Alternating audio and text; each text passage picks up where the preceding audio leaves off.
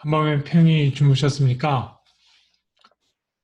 2020년 11월 17일 목요일 아침입니다. 잠시 저와 함께 묵도로서 저희 마음의 옷깃을 여미고 하나님 앞에 있는 모습 그대로 나아가는 시간을 갖도록 하겠습니다.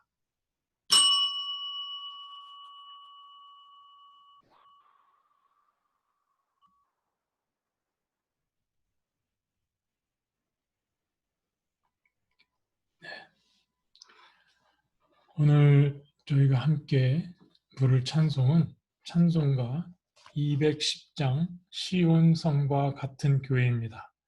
찬송가 210장 시온성과 같은 교회 통일 찬송가는 245장입니다. 시온성과 같은 교회 그의 영광은 없다. 허락하신 말씀대로 주가 친히 세웠다. 반석 위에 세운 교회 흔들 자가 누구랴. 모든 원수의 원사도 아무 근심 없도다. 생명샘이 솟아나와 모든 성도 마시니 언제든지 흘러넘쳐 부족함이 없도다. 이런 물이 흘러가니 목마를 자 누구랴. 주의 은혜 풍족하여 넘치고도 넘친다.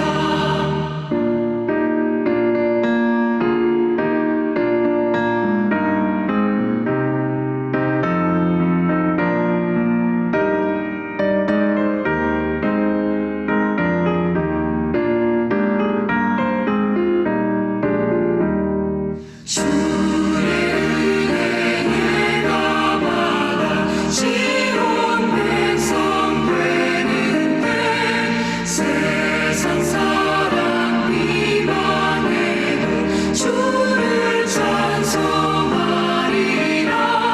세상 얻는 모든 영광 아침 안개 같으나 주의 자녀만을 보는 영원 무궁하도다.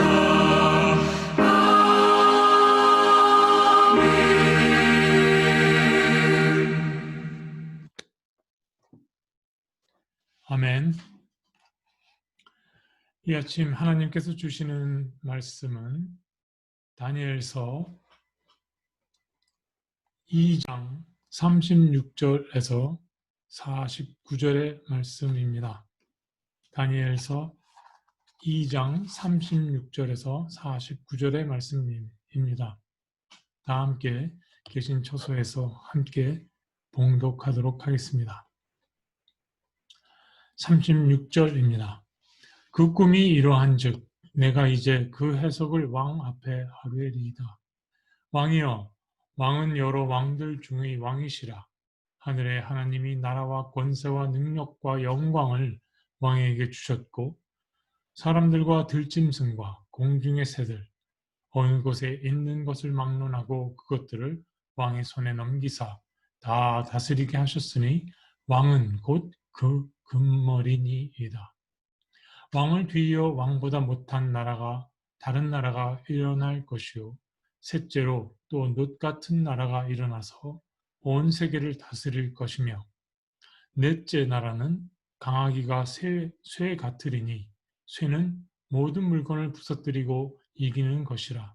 쇠가 모든 것을 부수는 것 같이 그 나라가 문 나라를 부서뜨리고 찌을 것이며 왕께서 그 발과 발가락이 얼마는 토기장이의 진흙이요 얼마는 쇠인 것을 보셨은즉 그 나라가 나눌 것이며 왕께서 쇠와 진흙이 섞인 것을 보셨은즉 그 나라가 쇠같이 든든함이 있을 것이나 그 발가락이 얼마는 쇠요 얼마는 진흙인즉 그 나라가 얼마는 든든하고 얼마는 부서질 만한 것이며 왕께서 쇠와 진흙이 섞인 것을 보셨은즉 그들이 다른 민족과 서로 섞일 것이나 그들이 피차에 합하지 아니함이 쇠와 진흙이 합하지 않음과 같으리이다.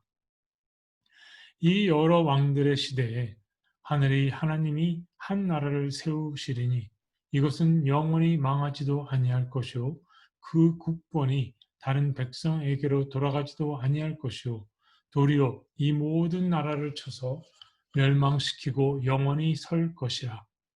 손대지 아니한 돌이 이 산에서 나와서 쇠와 놋과 진흙과 은과 금을 부서뜨린 것을 왕께서 보신 것은 크신 하나님이 장래 일을 왕께 알게 하신 것이라.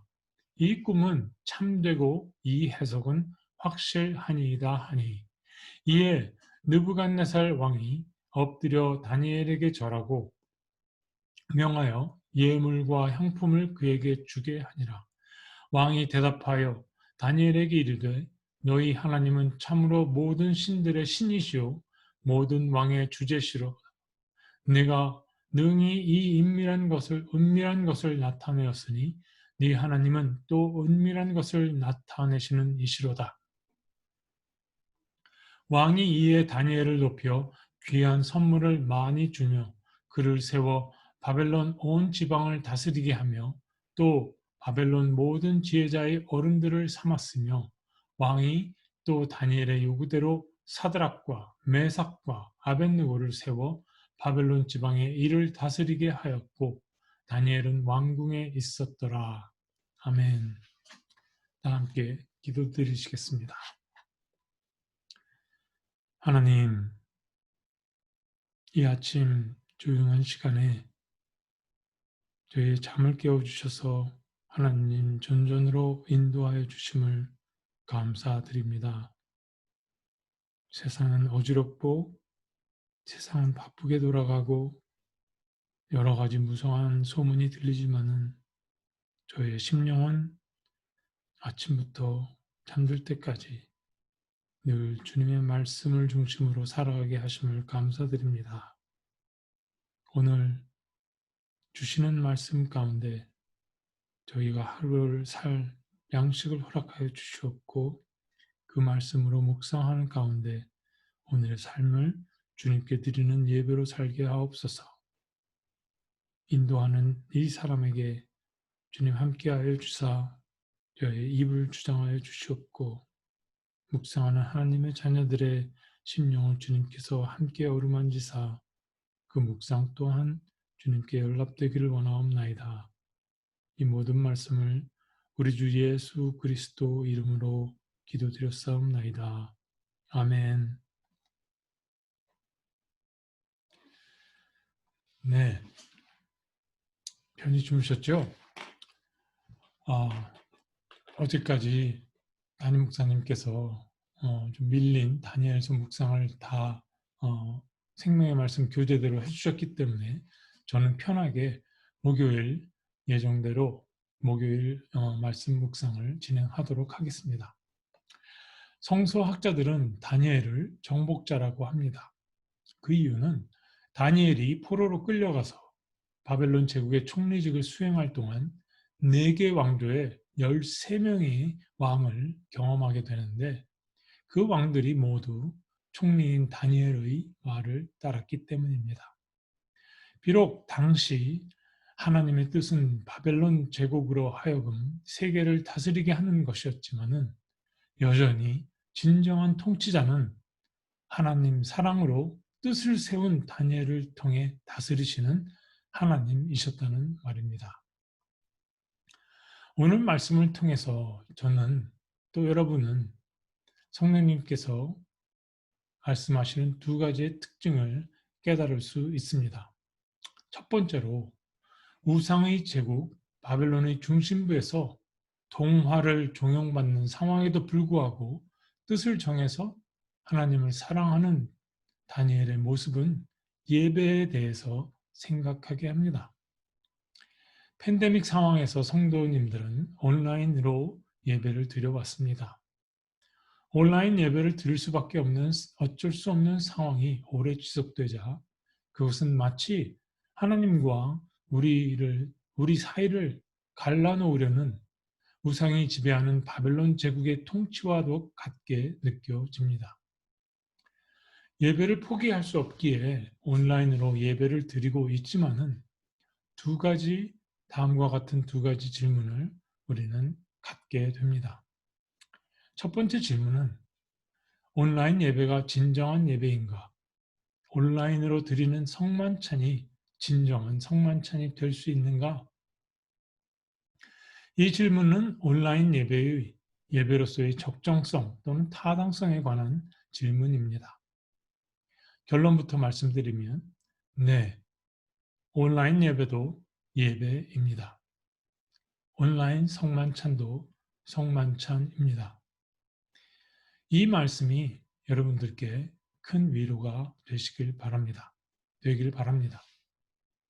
그 이유는 하나님은 영이시니 예배하는 자가 영과 진리로 예배할지니라 이 말씀에 근거하고 있습니다. 하나님은 번듯하게 지어진 교회 건물에만 계시지 않습니다.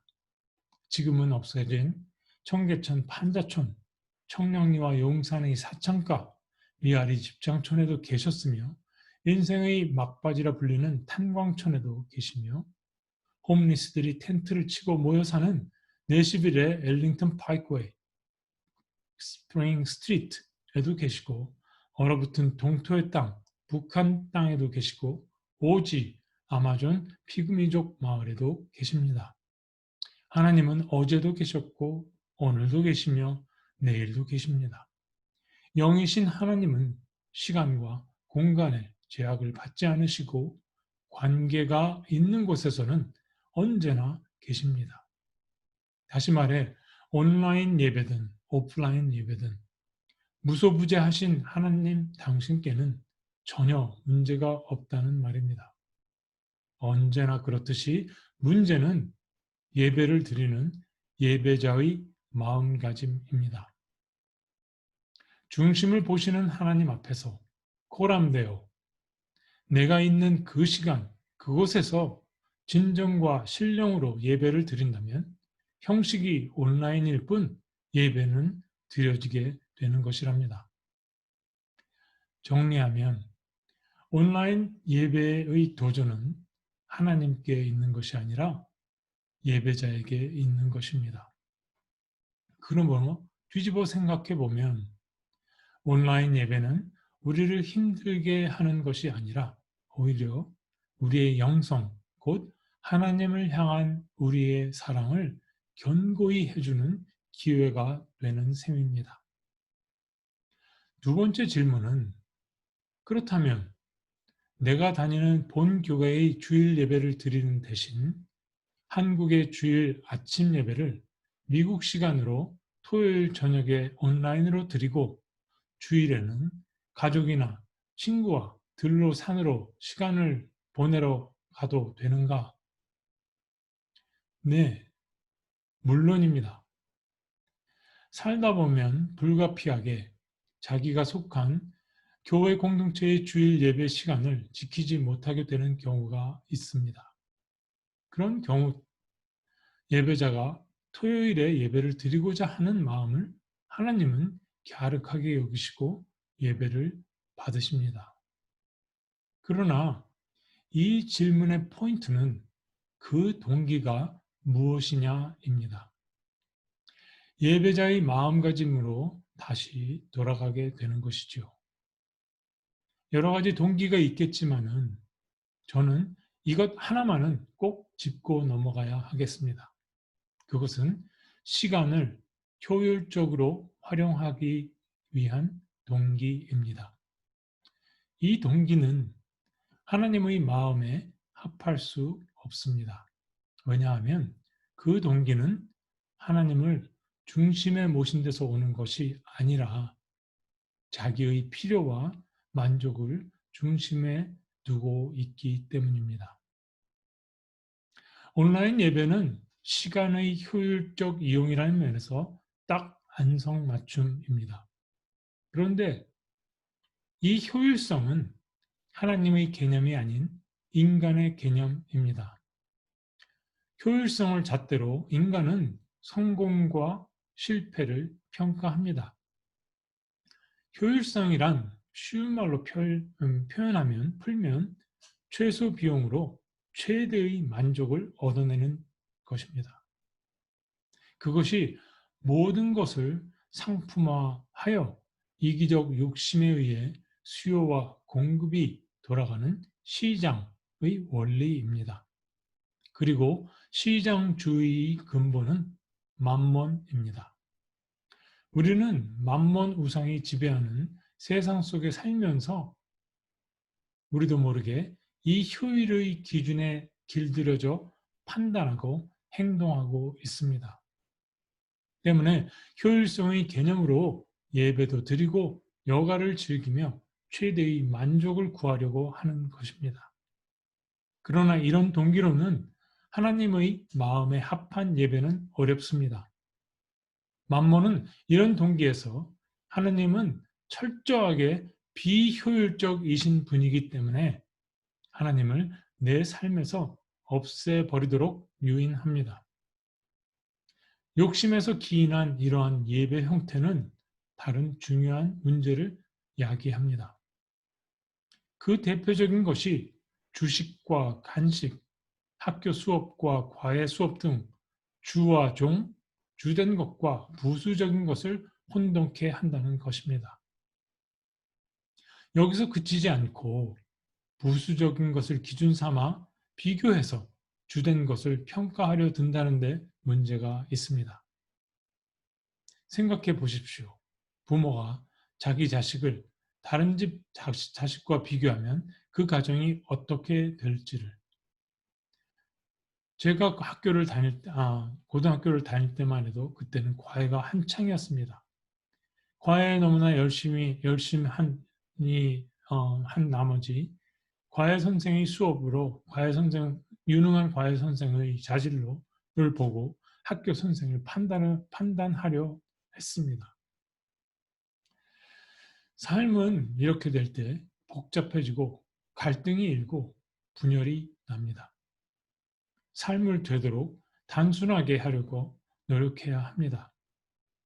주와 종을 구분해서 주된 것은 중심에, 부수적인 것은 주변에 두어 우선순위를 분명하게 하고 단순하게 살 때 인간은 행복한 삶을 살아갈 수 있습니다.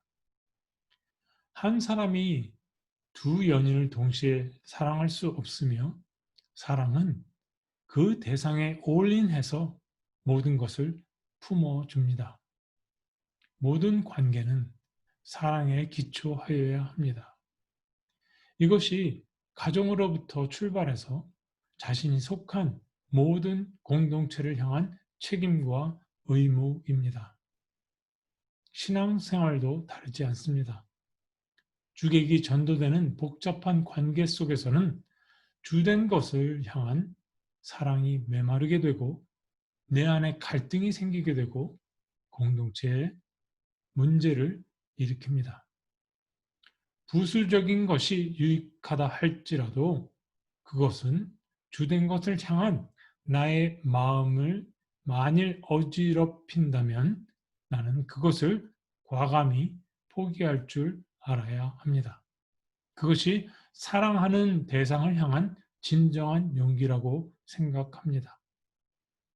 사랑이란 고마워하고 두려워하는 것입니다. 내가 이것을 사랑하면, 내가 이것을 하면 내 사랑이 좋아할까 하고 생각해 보는 것도 두려워하는 것입니다.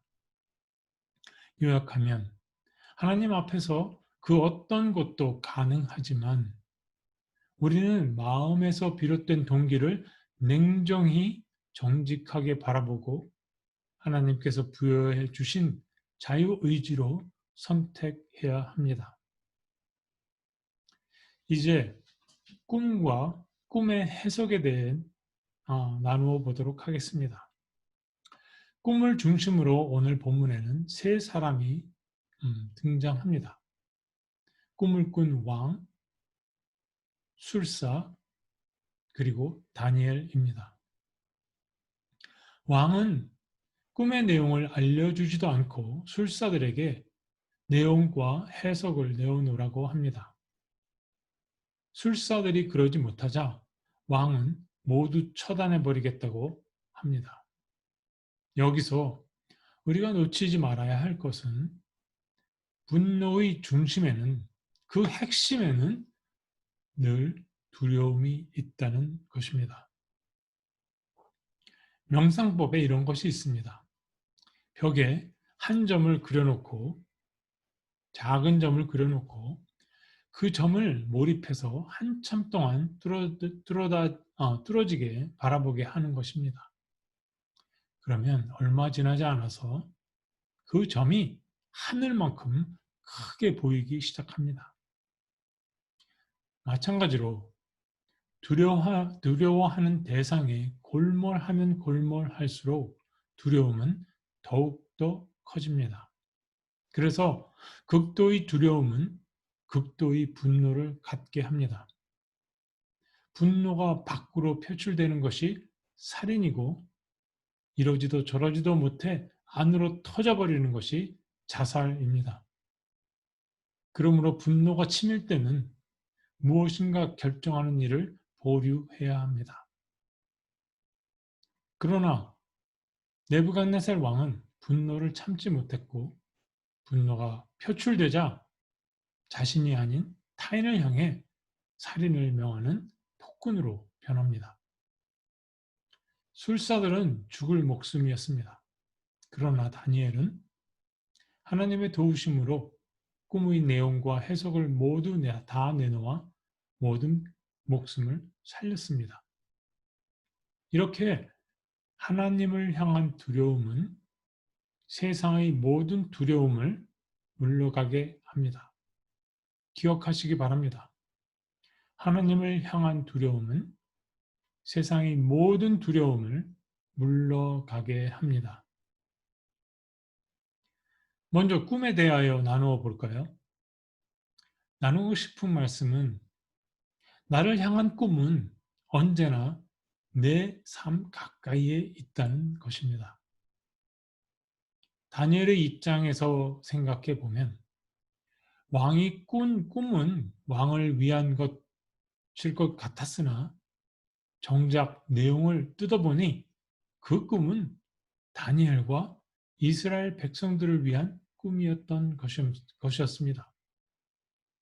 바빌론 제국을 향한 하나님의 뜻이 심판의 대상인 바빌론의 왕의 꿈으로 나타난 것입니다. 왕이 꾼 꿈은 바빌론 제국의 멸망을 계시하는 절망의 꿈이었지만, 다니엘과 포로로 잡혀간 이스라엘 백성에게는 소망이었습니다. 어떻게 보면 다니엘이 꿀 꿈을 왕이 대신 꾸게 하셔서 다니엘과 이스라엘 포로들의 생명을 살리셨던 하나님의 계획이었던 것인지도 모릅니다. 다니엘이 혹 꾸었다가 알려지기라도 했다면 다니엘과 이스라엘 포로들은 모두 반역죄로 몰려 몰살을 당했을지도 모를 일이었던 것이죠. 그러면 꿈을 해석하는 능력은 어디서 올까? 내가 꾸든 남이 꾸든 중요한 것은 꿈을 해석하는 능력이 없다면 모두 일장춘몽입니다. 다니엘의 경우 다니엘과 친구들이 구했을 때 하나님께서 지혜를 주셨으므로 당연히 꿈을 해석하는 능력의 원천은 하나님이십니다. 그런데 좀 더 자세히 들여다보면 인간의 입장에서 그들이 기도하게 된 동기는 고통 가운데에서도 소망과 믿음으로 죽게 된 자신들과 무고한 술사들의 목숨까지도 생각하는 긍휼의 마음이 있었기에 하나님께서 응답하시고 지혜를 주셔서 꿈을 해석할 수 있었던 것입니다. 출애굽 이후 광야에서 하나님께 반기를 든 이스라엘을 위한 모세의 중보기도 또한 그랬습니다. 모세가 이스라엘을 향한 긍휼한 마음으로 중보했을 때 하나님은 심판을 거두어 주셨습니다. 그래서 저는 노아의 제사에서도 말씀드렸듯이 고통 속에서 꽃피는 긍휼과 사랑의 마음이 꿈을 해석하는 능력의 원천이 된다고 믿습니다. 이와 대조적인 경우가 바벨론 느부갓네살 왕입니다. 그는 오로지 자기 연민, 자기 영광, 자기 권세에만 몰입되어 꿈을 해석할 수 없었던 것이 아닐까요? 성서학자들은 금은 바벨론 제국을, 은은 메대와 바사 제국을, 동은 알렉산더 대왕의 헬라 제국을, 철과 진흙은 로마 제국을, 그리고 돌은 그리스도의 왕국을 상징한다고 봅니다. 느부갓네살 왕이 진정 바벨론의 운명을 걱정했던 사람이라면 다니엘에게서 바빌론 제국이 결국 붕괴할 것이라는 꿈의 해석을 듣고서도 어떻게 다니엘에게 엎드려 절까지 할 수 있었을까요?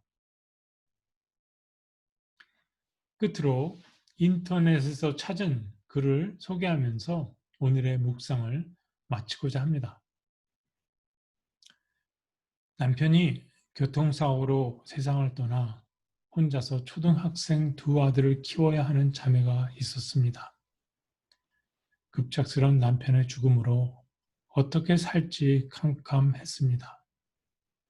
더군다나 죽은 남편이 오히려 교통사고의 가해자로 몰려 거리로 나앉게 되었고 아는 사람의 배려로 헛간에 머물게 됐습니다. 자매는 새벽에는 빌딩 청소를 하고 낮에는 급식을 도왔으며 밤에는 식당에서 접시를 닦았습니다. 시간이 지날수록 피로는 쌓여갔고 생활은 나아질 기미가 전혀 보이질 않았습니다. 지칠 대로 지친 자매는 더 이상 버틸 힘도 소망도 없어 죽기로 작정합니다. 오늘을 끝으로 모든 것을 끝내리라 하며 눈을 떴습니다. 냄비에 콩을 잔뜩 넣고 새벽같이 집을 나서면서 맏아들에게 메모를 써놓았습니다. 얘야, 냄비에 콩을 넣어 놓았으니 이것을 저녁 반찬으로 먹거라. 콩을 삶다가 물러지면 간장을 넣어서 간을 맞추면 된다. 자매는 그날 저녁 수면제를 사서 돌아왔습니다. 아이들은 모두 잠들어 있었습니다. 잠든 맏아들의 머리맡에는 어머님께 라고 쓴 편지가 놓여 있었습니다.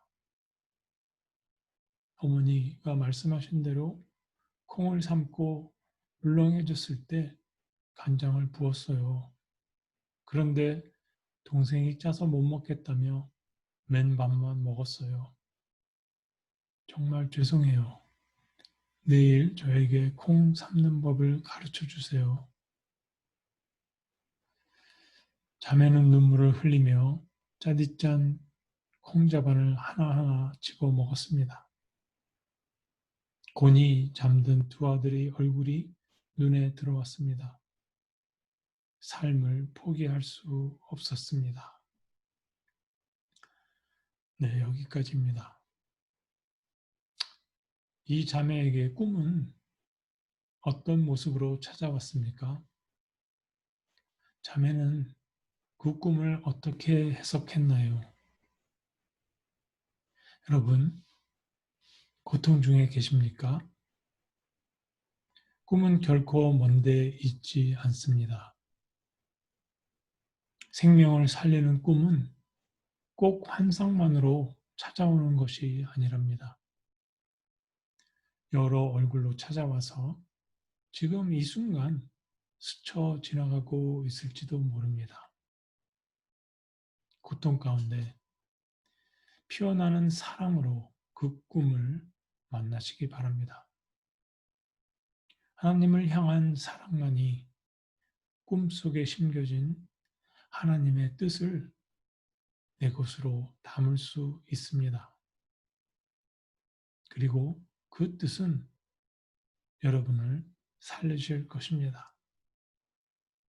우리 내실 한인 장로교회는 지금 그 꿈이 간절한 시기입니다. 기도드리겠습니다. 하나님, 오늘의 말씀 가운데 저희는 저희의 실생활에서 지금 이 팬데믹 하의 삶 속에서 저희가 드리는 예배의 본질과 또 저희가 품어야 할 그 꿈에 대하여 생각해 보았습니다. 아버지 하나님, 때와 장소를 가리지 않고 주님의 존전으로 나아가는 저의 마음가짐이 주님을 향한 사랑이 표현되는 또 담아지는 그런 진정과 신령의 예배가 될 수 있도록 주여 도와주시옵소서. 비록 모든 것이 갖추어지지 못했을지라도 저희의 이 하나님을 향한 붉은 마음을 주님께서 받아주시옵소서. 아울러 이 고통의 기간이 지속되는 가운데 주님, 주께로부터 오는 꿈, 주님의 뜻을 간구하나이다. 아버지 하나님, 이 고통 가운데 분명 주님의 뜻이 임재하고 있음을 믿습니다. 그것이 무엇일까? 하나님, 저희에게 무엇을 원하시고 무엇을 주시려 하십니까? 감히 아뢰건대 그것은 하나님 자신임을 저희가 점점 더 깨닫게 되는 것입니다. 이 고통 가운데 하나님의 꿈을 생각하며 저희 마음 가운데 계신 하나님의 모습은 더욱더 선명해지고 있습니다. 이 순례의 여정, 신앙의 여정이 온전히 주님께로만 향할 수 있도록 저의 이 발걸음을 인도하여 주시옵소서. 하늘에 계신 우리 아버지, 이름이 거룩히 여김을 받으시오며 나라가 임하옵시며 뜻이 하늘에서 이루어진 것 같이 땅에서도 이루어지이다. 오늘날 우리에게 일용할 양식을 주옵시고 우리가 우리에게 죄 지은 자를 사하여 준 것 같이 우리 죄를 사하여 주옵시고 우리를 시험에 들게 하지 마옵시고 다만 악에서 구하옵소서. 내게 나라와 권세와 영광이 아버지께 영원히 있사옵나이다. 아멘. 이것으로 2020년 11월 17일 목요일 아침 말씀 묵상을 마치도록 하겠습니다. 오늘 하루도 주님과 동행하는 꿈에 젖어 생명을 살리시는 그 뜻으로 인도되는 삶을 사시길 기도드립니다. 안녕히 계십시오.